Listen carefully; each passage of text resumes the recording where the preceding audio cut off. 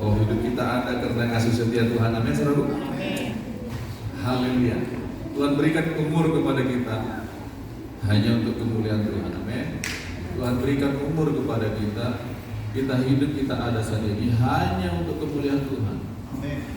Amin, saudara. Amin. Ya. Selagi kita ada di muka bumi ini, itulah kesempatannya untuk kita melayani Tuhan. Amin. Karena ada satu hari nanti kita nggak bisa lagi, kita nanti udah dipanggil kita. Ya. Hanya bisa mempertanggungjawabkan hidup ini aja kepada Tuhan. Ya saudaraku, satu hari nanti semua kita, bukan masalah tua dan mudanya, bukan. Tapi satu hari nanti kita akan dipanggil Tuhan. Dan bagian kita adalah mempertanggungjawabkan semua apa yang sudah Tuhan berikan kepada kita, yaitu napas hidup. Semuanya kita. Karena waktu ini saya merasakan begitu cepat betul berlalu. Ya saudara, cepat berlalu. Hari-hari ini begitu cepat berlalu. Wow, cepat berlalunya. Itu makanya kita harus setia kepada Tuhan. Amin saudara. Kerjakan panggilan kita dengan setia. Kerjakan apa yang sudah menjadi ketetapan Tuhan, kita harus kerjakan. Ya. Amin saudaraku. Mari kita baca Wahyu 17. Haleluya. Wahyu 17, saya singkat saja menyampaikan firman Tuhan, saudaraku. Ya. Wahyu 17 ayat 14. Sudah dapat katakan amin? Wahyu 17 ayat 14. Kita baca bersama-sama. Ya. Mari kita baca bersama-sama. Wahyu 17 ayat 14. 1, 2, 3. Mereka akan berperang melawan anak domba, tetapi anak domba akan mengalahkan mereka karena ia adalah Tuhan di atas segala Tuhan dan Raja di atas segala Raja. Mereka bersama-sama dengan dia juga akan yaitu mereka yang terpanggil, yang telah dipilih dan yang setia. Amin. Yang percaya sekali lagi katakan amin. Nah, Bapak Ibu Saudaraku sekalian, saya mau mengatakan di sini, memang dunia ini, kerajaan dunia ini, ya, pemerintahan dunia ini, kerajaan dunia ini terus-menerus berperang melawan anak domba, melawan Yesus Kristus Tuhan. Melalui apa? Melalui gerejanya. Karena iblis tahu dia tidak akan bisa melawan Tuhan, melawan Yesus Kristus nggak bisa. Nah, sistem dunia ini, saudaraku sekalian, lihat di sekeliling kita, sistem dunia ini seperti apa sih? Coba lihat. Ya, saudaraku, saya mau membagikan ini bukan mengenai akhir zaman ya, saudaraku sekalian ya, tetapi saya mau membagikan tentang kemenangan yang ada bersama dengan Kristus. Ya, saudara coba lihat sistem dunia ini, coba lihat di sekeliling kita, ya, kalau tidak menyogok tidak enak, kalau tidak selingkuh tidak keren, kalau tidak pasang 2 pasang 3, ya, tidak mantap. Itu sistem dunia, model-model kerajaan dunia. Kalau tidak menginjak sesuatu di bawah kita orang lain untuk menaikkan tingkat kita, karir kita, sudah tidak zamannya lagi seperti itu. Kejujuran sudah tidak bagus lagi di mata mereka. Itulah sistem dunia. Mereka menyerang Kristus, menyerang anak domba. Melalui apa? Melalui saudara dan saya. Iblis tidak mungkin melawan apa namanya? Tuhan Yesus. Dia tahu siapa Yesus. Dia tahu.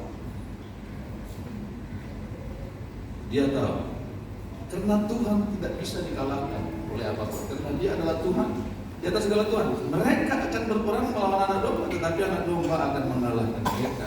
Karena ia adalah Tuhan di atas segala Tuhan dan Raja di atas segala Raja. Tapi perhatikan baik-baik saudara sekalian. Mereka bersama-sama dengan dia juga akan menang. Yaitu mereka yang terpanggil, yang telah dipilih dan yang setia. Perhatikan baik-baik. Orang yang yang bersama-sama dengan Tuhan, orang yang hidupnya ada di dalam Tuhan, dialah yang akan mengalami kemenangan demi kemenangan sampai Tuhan datang.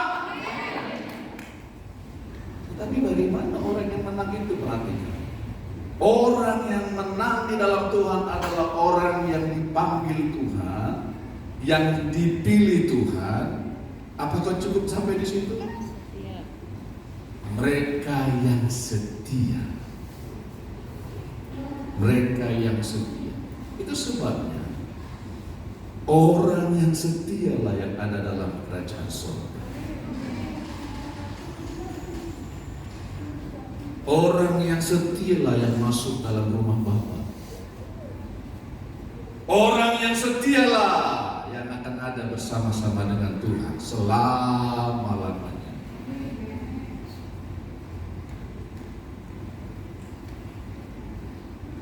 Ya, orang yang setia itu katanya, saudara jangan anggap remeh dengan kata setia. Kenapa ada kata setia, Pak Pendeta? Kata setia muncul karena ada yang namanya ketaatan. Orang tidak bisa dikatakan setia kalau dia tidak taat. Tidak mungkin. Orang dapat dikatakan setia karena dia taat. Karena dia taat. Seperti apa orang taat itu? Orang yang taat adalah orang yang melakukan perintah dengan segera. Melakukan perintah dengan segera. Saudara, kita tak bisa dibilang taat kalau kita tak melakukan. Kalau kita tak melakukan, kita bukan orang yang taat. Perhatikan, coba perhatikan apa yang Tuhan Yesus katakan tentang talenta, tentang berdoa, ya kan? Kita nggak bisa kita bilang taat, kita sini taat kepada Tuhan, taat kepada pemimpin kita, taat dalam rumah tangga kita. Kalau kita tidak melakukan, taat terjadi ketika kita melakukan perintah, ketika kita melakukan aturan, ketika kita melakukan apa yang dikatakan, itu namanya taat. Sampai kita melakukan dengan segera, itu yang baru namanya kata taat muncul. Amin. Orang yang taatlah yang dimaksud dengan orang yang setia. Tidak ada kata setia, tidak ada predikat setia tanpa ketaatan, saudara sekalian. Pak Pendeta, aku rajin jahat, kamu ibadah minggu, aku setia, Pak.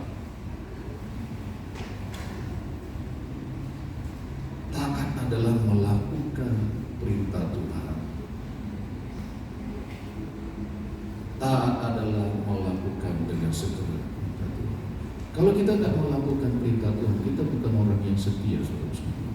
Perhatikan baik-baik. Ya, ketika Tuhan mempercayakan talenta, apa yang Tuhan bilang? Baik sekali perbuatanku, hai hambaku yang baik dan setia.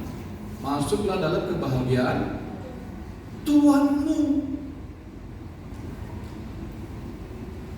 Itu sebabnya orang yang bersama-sama dengan Tuhan, orang yang hidup dalam panggilan Tuhan, orang yang hidup dalam pilihannya Tuhan, dan yang setia, dialah yang akan mengalami kemenangan demi kemenangan di dalam Tuhan. Saudaraku sekalian, tantangan dunia ini begitu kuat. Benar nggak? Tantangan dunia ini, prinsip-prinsip dunia, kerajaan dunia ini, kuasa-kuasa kegelapan begitu kuat untuk menyerang kita, untuk menjatuhkan kita, untuk menghancurkan kita, untuk memisahkan kita dari Tuhan, dari rencana Tuhan, dari panggilan Tuhan, dari tujuan Tuhan. Tetapi firman Tuhan bilang, orang yang bersama-sama dengan Tuhan, orang yang sudah dipanggilnya dan yang setia, dialah yang akan menang bersama-sama dengan Dia, dengan Yesus Kristus. Orang yang mau terus tinggal dalam hadiratnya, dalam panggilannya, yang melakukan apa yang Tuhan perintahkan. Setia, amin. Setia muncul hanya karena ada ketaatan. Predikat setia karena kita taat melakukan semua perintah Tuhan. Itu makanya kita melakukan itu kenapa? Karena kita mengasihi Tuhan. Orang yang tidak melakukan perintah Tuhan itu bukan orang yang akan masuk dalam hadirat Tuhan, dalam rumah Tuhan. Itu tidak masuk, saudara sekalian. Karena firman Tuhan bilang, barang siapa, Yohanes 14 ayat 15, barang siapa yang mengasihi aku, dia akan melakukan juga apa? Perintah-perintahku.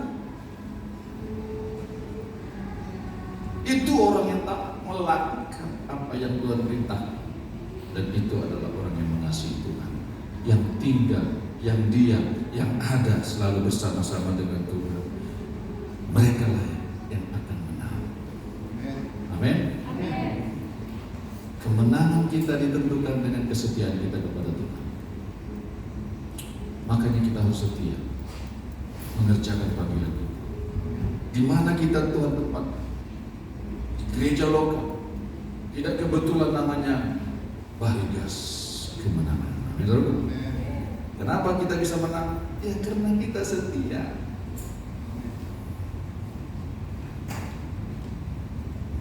Amin. Itu apa? Kesetiaan itu kita lakukan. Apa tujuannya? Nih saudara sekalian, coba kita lihat 1 Petrus 2. 1 Petrus 2 ayat 9 dan 10. 1 Petrus 2 ayat 9 dan 10. Sudah dapat katakan amin? Tetapi kamulah bangsa yang terpilih, imamat yang rajani, bangsa yang kudus, umat kepunyaan Allah sendiri, supaya kamu apa? Supaya apa? Kamu memberitakan perbuatan-perbuatan yang besar dari Dia yang telah memanggil kamu keluar dari kegelapan kepada terangnya yang ajaib. Kamu yang dahulu bukan umat Allah, tetapi yang sekarang telah menjadi umatnya. Yang dahulu tidak dikasihani, tetapi yang sekarang telah beroleh belas kasihan. Tuhan mau kita setia dalam panggilan kita supaya apa? Supaya kita memberitakan. Kita sudah dipilih Tuhan loh. Kamulah bangsa yang terpilih, imamat yang rajani. Tidak ada lagi sekat-sekat. Tidak ada lagi halangan kita untuk secara langsung berhubungan dengan Tuhan. Tidak lagi melalui orang lain, tapi kita langsung hubungan kita ke surga. Coba bayangkan betapa dahsyatnya pekerjaan Tuhan. Itu sebabnya kita dikatakan imam, kerajaan imam. Pribadi lepas pribadi bisa langsung berhubungan dengan Tuhan, tidak melalui orang lain lagi. Kita dipilih menjadi kepunyaan Allah sendiri. Supaya apa, saudaraku sekalian? Engkau dan saya dipilih Tuhan supaya apa? Supaya memberitakan perbuatan-perbuatan yang besar dari Dia yang telah memanggil kamu keluar dari kegelapan kepada terangnya yang ajaib. Seperti apa Tuhan mengeluarkan kita dari kegelapan? Itulah yang kita ceritakan. Beritakan itu supaya mereka mendengar. Tanpa mereka mendengar, bagaimana mungkin mereka mau diselamatkan? Itu sebabnya kita harus mengerjakan keselamatan kita, panggilan kita dengan setia. Ceritakan bagaimana Tuhan melawan kita. Ceritakan kasih-Nya. Sadar akan kasih-Nya, itu makanya ceritakan. Jangan diam. Karena kita diselamatkan Tuhan, kita dipanggil Tuhan supaya kita memberitakan, supaya kita menjadi berkat, supaya kita menjadi saluran dari hati kita mengalir aliran-aliran air kehidupan.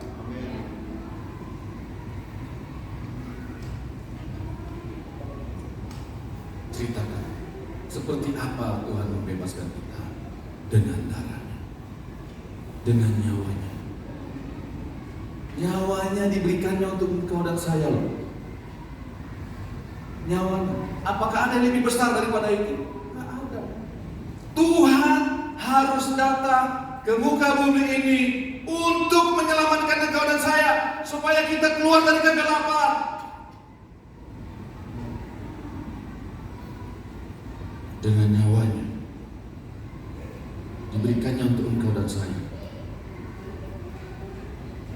Itu sebabnya engkau dan saya ini sangat berharga. Sangat berharga.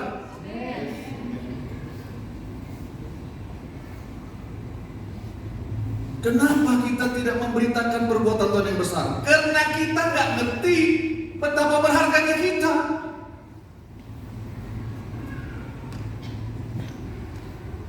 Kalau kita mengerti betapa berharganya kita tidak akan sembarangan lagi dengan hidup kita. Kita tidak mau main-main lagi dengan dosa. Kita melihat orang lain, kita melihat dia, betapa berharganya dia di hadapan Tuhan. Seperti Tuhan menghargai saya, yang telah membebaskan saya, memindahkan saya dari kegelapan, ditebusnya saya menjadi milik kepunyaannya sendiri. Ditebusnya hidup saya menjadi milik kepunyaannya sendiri. Saudara mengerti nggak? Ditebus itu artinya apa? Dibeli, dilunasi, dibeli. Saudara kan punya HP ya? Ya, saudara tidak akan bisa punya HP tanpa saudara tebus itu. Betul nggak saudara? Tuhan datang menjadi manusia untuk menebus kita orang berdosa ini yang ada dalam kegelapan, yang melakukan apa yang kita anggap benar sesuai dengan keinginan kita sendiri. Kalau kita nggak mengerti siapa diri kita, begitu berharganya kita susah menceritakan perbuatan Tuhan yang besar kepada orang lain. Makanya mulai hari ini mengerti betapa engkau dan saya begitu berharga. Begitu berharga. Tidak ada yang lebih berharga daripada hidupmu dan saya di hadapan Tuhan. Tuhan datang bukan untuk bintang-bintang di langit.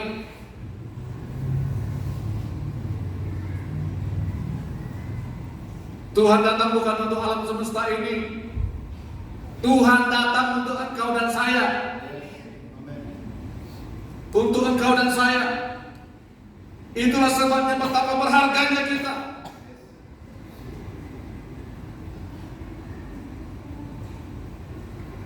Tidak ada yang lebih daripada itu.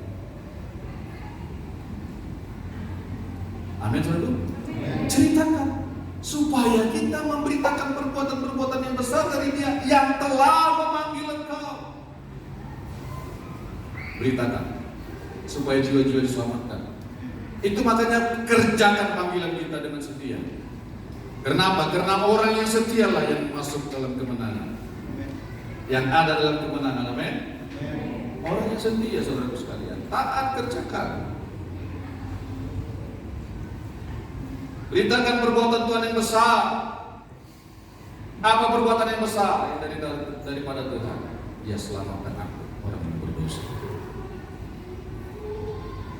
Aku yang hina. Saudaraku, ini kesaksian saudaraku. Ya, bahwa kita harus memberitakan. Ada seorang mantan kepala desa di Katingan sana, saudaraku sekalian, di atas tumpang bambu, di atasnya lagi. Saudaraku, bapak ini sudah hampir mau 70 lah umurnya, tapi datang dia ke sini. yang kami layani. Dia dipilih menjadi kepala desa bukan karena dia baik, bukan karena dia pintar. Memang orangnya bisa berbicara, ya. Dia dipilih menjadi kepala desa oleh camat, oleh bupati, ya. Dikondisikan. Tapi itu udah lama saudara sekalian, tahun 80-an, 90-an, sampai awal-awal tahun 2000-an mungkin ya. Ya. Dia dipilih, diangkat, diusahakan menjadi kepala desa karena dia tukang mabuk. Tukang mabuk saudara sekalian, tukang mabuk. Karena dia preman saja, dia sangat terkenal di wilayah situ. Saya kalau usah sebutkan wilayahnya, nama desa aja tidak usah.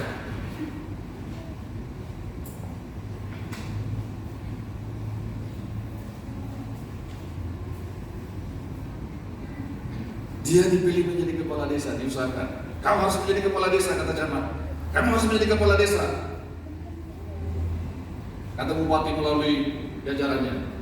Kamu harus jadi kepala desa di sana supaya bisa mengkondisikan keinginan mereka. Karena dia sangat terkenal di sana, saudara, tukang mabuk dan bisa berbicara. Memang dia sekolah pada zaman itu sampai kelas 2 SMA. Pada zaman itu, ya, pada zaman itu, dia cerita banyak, konseling. Terus dia dilayani, tapi ada yang disembunyikannya, ada yang disembunyikannya.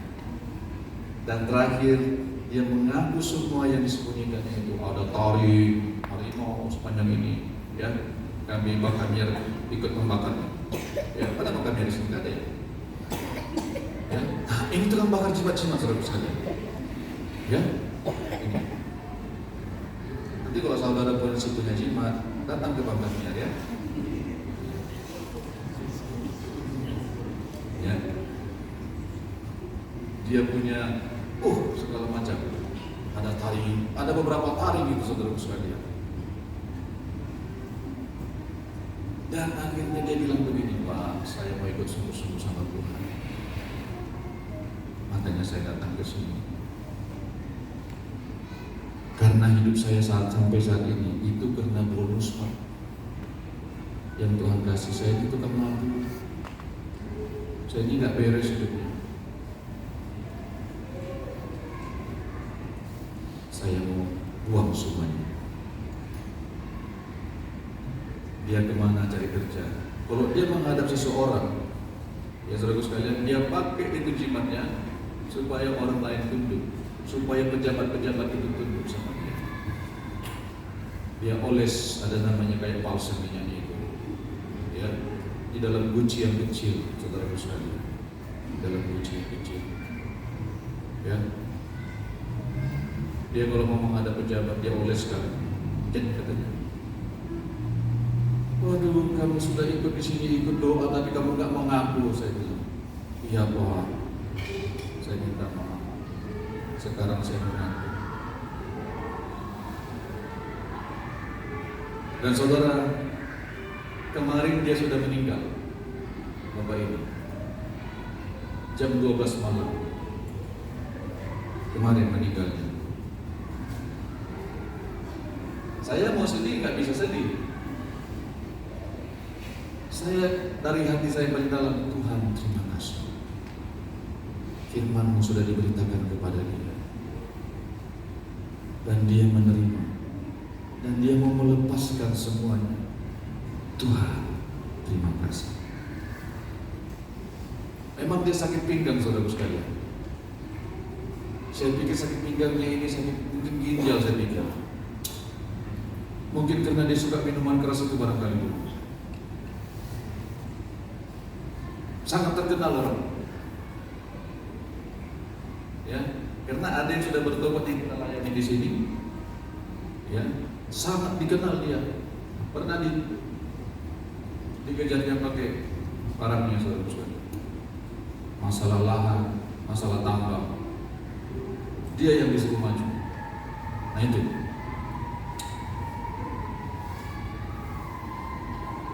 Tadi malam dia sudah meninggal. Saya lihat fotonya. Oh, puji Tuhan. Puji Tuhan. Saya lihat mukanya nggak hitam, nggak seperti orang yang mau kayak gimana nih. Banyak orang yang meninggal itu mukanya seperti orang ketakutan. Tapi dia jatuh. Tuhan selamatkan dia di ujung-ujung umurnya, di penghujung masa kehidupan yang kita tidak tahu kapan berakhirnya. Dia sendiri yang bilang, "Pak, hidup saya ini udah bonus saja ini, Pak." Coba ketika kalau kita mau menolak memberitakan Injil sama dia, apa yang terjadi? Penyesalan gak habis-habisnya. Karena Tuhan mau dia diselamatkan. Coba saya tidak memberitakan Injil sama dia. Dia datang ke sini, coba bayangkan. Karena mendengar kesaksian orang yang pernah dikejarnya, kok bisa bertobat? Kok bisa disembuhkan?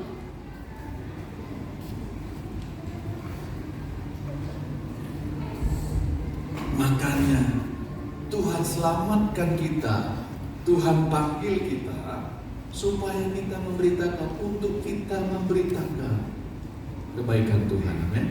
Beritakan itu saja. Nanti Tuhan yang menemukan, saudara sekalian. Iman timbul dari pendengaran, dan pendengaran oleh firman Kristus. Kalau terjemahan lainnya, iman timbul dari pemberitaan. Dari pemberitaan. Dan pemberitaan tentang Yesus Kristus. Kalau kita nggak memberitakan, bagaimana kita? Apa yang mau kita bilang sama Tuhan?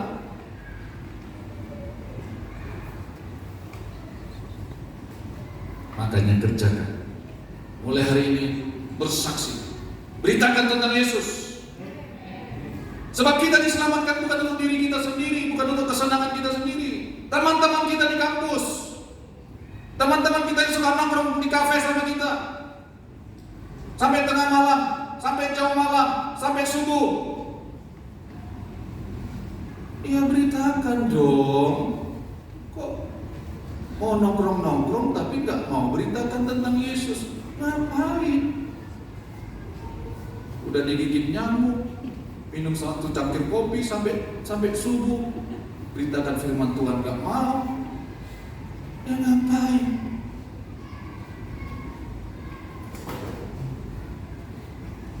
Bikin tugas sama teman. Saudara, masih banyak yang kuliah nggak di sini? Saudara, kalau masih kuliah, kesempatan sama kamu untuk memberitakan firman.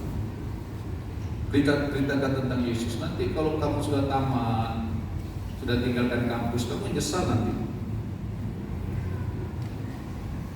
Menyesal. Kenapa aku dulu nggak beritakan firman Tuhan sama dia? Udah susah mau ketemu orangnya lagi. Kenapa dulu? Sama orang kantor kita beritakan, biar kita bilang sok alim, sok suci, sok apa. Supaya kamu memberitakan perbuatan-perbuatan yang besar dari Dia, yang telah memanggil kamu keluar dari kegelapan kepada terangnya yang ajaib. Amin. Kita dipindahkan dari gelap kepada terang, supaya kita menjadi terang. Itu makanya beritakan saja. Karena mereka butuh terang. Amin, saudaraku. Mengapa kita harus setia mengerjakan panggilan kita, saudaraku sekalian? Karena Tuhan tidak pernah berhenti dalam kehidupan kita. Tuhan tidak pernah berhenti bekerja dalam kehidupan kita. Dan Tuhan mau mempermuliakan kita. Masa iya Pak Pendeta? Ayo kita lihat Roma 8.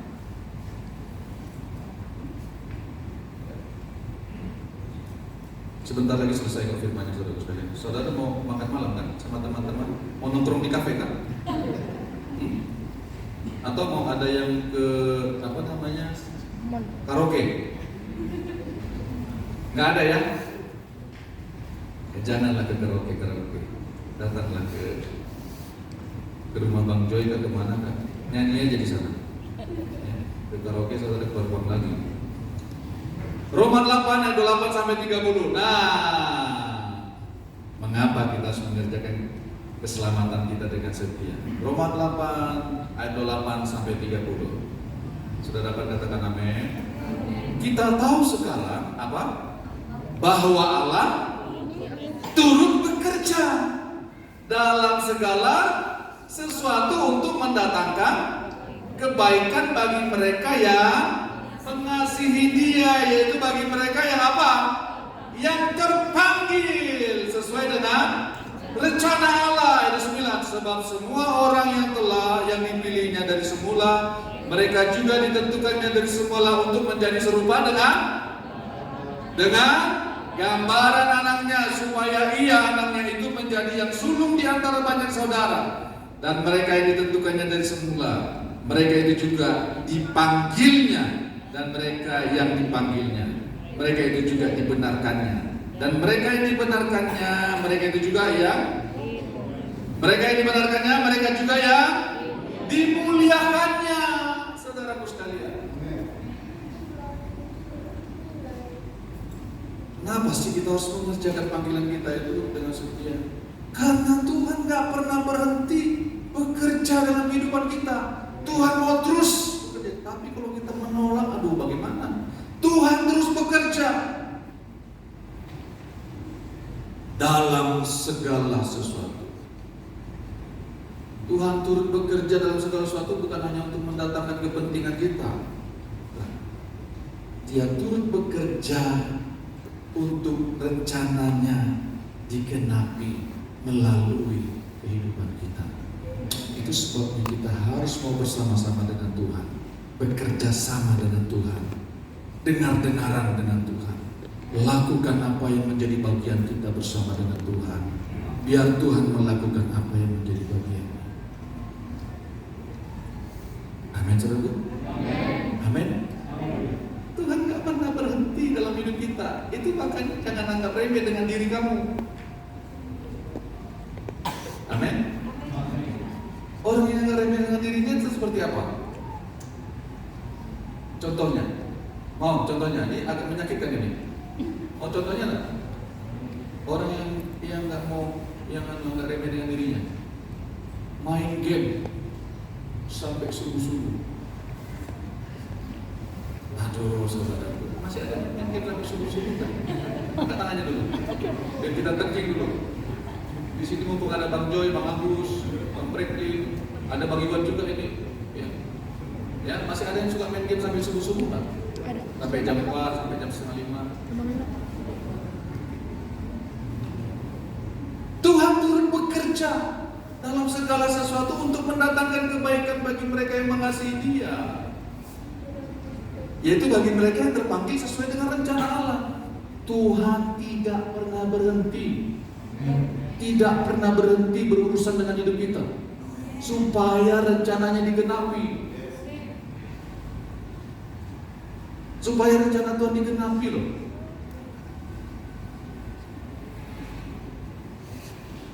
Amin, saudara. Tuhan gak pernah berhenti untuk mendatangkan kebaikan bagi kita.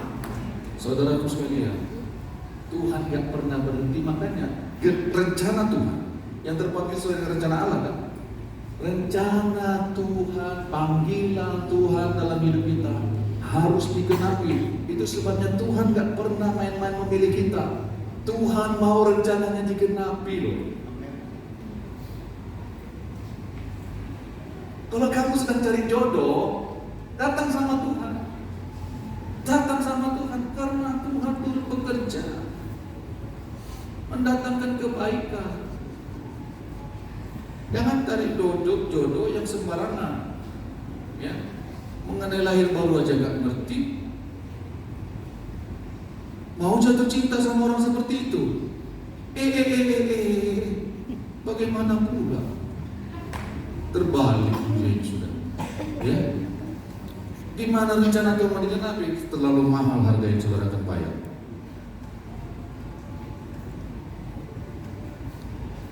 Amin, saudara. Abang ini menyinggung-nyinggung aja, bukan menyinggung.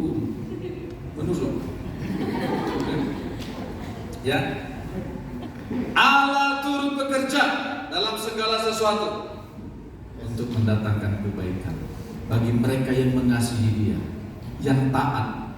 Kalau kita bilang kita mengasihi Tuhan, artinya kita taat pada perintah-perintahnya. Amin, saudaraku. Bagi orang yang mengasihi Dia, yaitu bagi mereka yang terpanggil sesuai dengan rencana Allah. Tuhan gak pernah berhenti. Itu makanya saudaraku sekalian, kerjakan bagian kita, kerjakan panggilan Tuhan dalam hidup kita. Jangan anggap remeh dengan firman Tuhan. Jangan anggap remeh dengan pimpinan, arahan, tuntunan yang Tuhan berikan melalui pembina-pembina kita, terlebih melalui gembala sidang kita. Jangan anggap remeh. Amin, saudara. Karena apa? Dan mereka yang ditentukannya dari semula, mereka itu juga dipanggil. Dan mereka yang dipanggilnya, mereka itu juga dibenarkannya. Dan mereka yang dibenarkannya, mereka itu juga dimuliakannya. Saudara, Tuhan mau supaya kita dimuliakan. Ngerti gak artinya? Supaya terang kita itu bercahaya. Orang boleh melihat, orang akan datang kepada terang ini. Bukan dimuliakannya saudara menjadi sama seperti Tuhan, bukan begitu. Tidak. Orang akan melihat kita, datang kepada kita supaya mereka menerima Kristus.